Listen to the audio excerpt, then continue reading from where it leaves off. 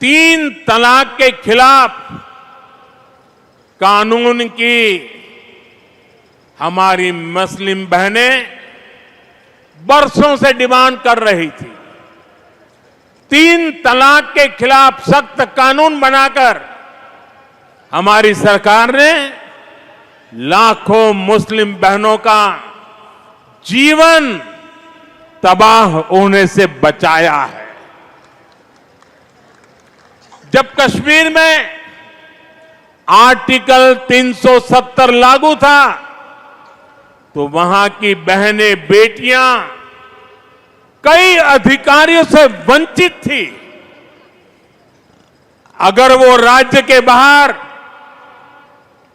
किसी से शादी कर लेती थी तो पुश्तैनी संपत्ति पाने का उनका अधिकार छीन जाता था।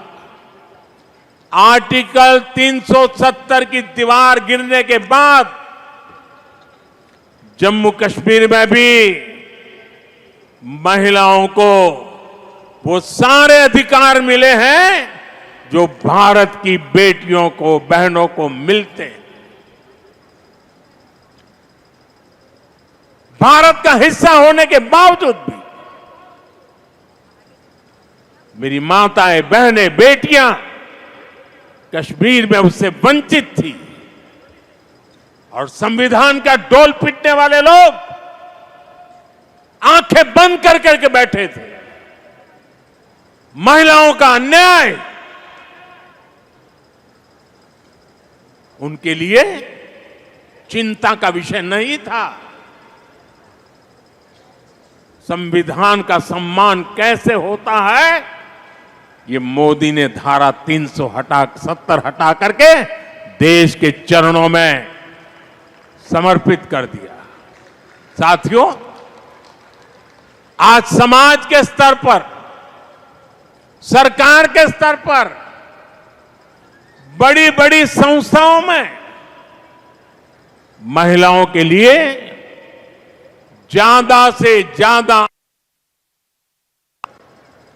राजनीति का मैदान हो या खेल का मैदान, न्यायपालिका हो या फिर पुलिस, देश के हर सेक्टर में, हर क्षेत्र में, हर आयाम में महिलाओं का परचम लहरा रहा है।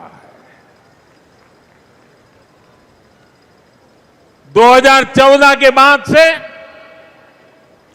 देश के महत्वपूर्ण पदों पर महिलाओं की भागीदारी बहुत तेजी से बढ़ी है। 2014 के बाद ही केंद्र सरकार में सबसे ज्यादा महिला मंत्री बनी। संसद में भी महिलाओं की मौजूदगी में बड़ा इजाफा हुआ। 2019 में पहली बार हमारी संसद में 78 महिला सांसद चुनकर आई थी। 18वीं लोकसभा में यानी इस बार भी 74 महिला सांसद लोकसभा का हिस्सा है। हमारी अदालतों में, न्यायपालिका में भी महिलाओं की भागीदारी उतनी ही बड़ी है। जिला न्यायालयों में महिलाओं की उपस्थिति 35% से ज्यादा पहुंच गई है। कई राज्यों में सिविल जज के तौर पर नई भर्तियों में 50% या उससे ज्यादा हमारी बेटियां ही चुनकर आई हैं। आज भारत दुनिया का तीसरा सबसे बड़ा स्टार्टअप इकोसिस्टम है। इनमें से करीब करीब आधे स्टार्टअप में कोई न कोई महिला निदेशक की भूमिका में। भारत अंतरिक्ष में स्पेस साइंस में अनंत ऊंचाइयों को छू रहा है। वहां भी ज्यादातर बड़े मिशन को महिला वैज्ञानिकों की टीम लीड कर रही है। हम सबको ये देखकर गर्व होता है कि आज दुनिया में सबसे बड़ी संख्या में महिला पायलट हमारे भारत में है।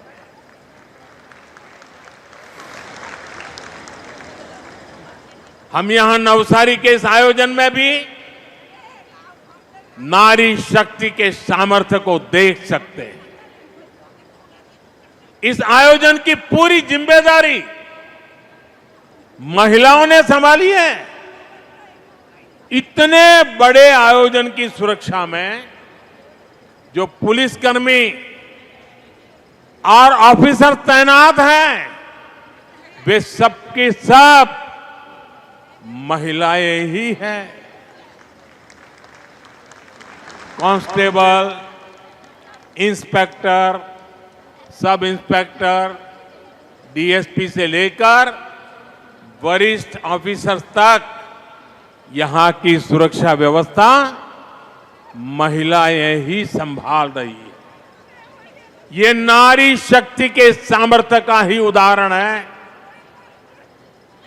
अभी कुछ देर पहले मैं यहां स्वयं सहायता समूह से जुड़ी आप में से ही कुछ बहनों से भी बात कर रहा था।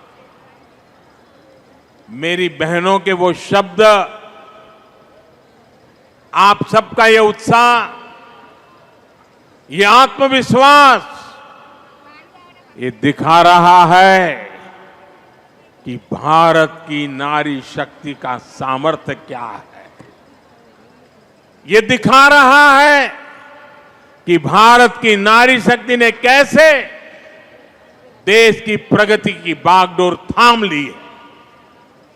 मैं आप सभी से मिलता हूं तो मेरा ये भरोसा और पक्का हो जाता है कि विकसित भारत का संकल्प अब पूरा होकर ही रहेगा।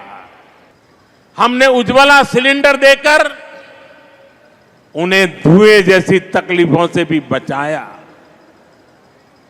कामकाजी महिलाओं को पहले गर्भावस्था में सिर्फ 12 हफ्ते की छुट्टी मिलती थी, 12 अठवाडिया।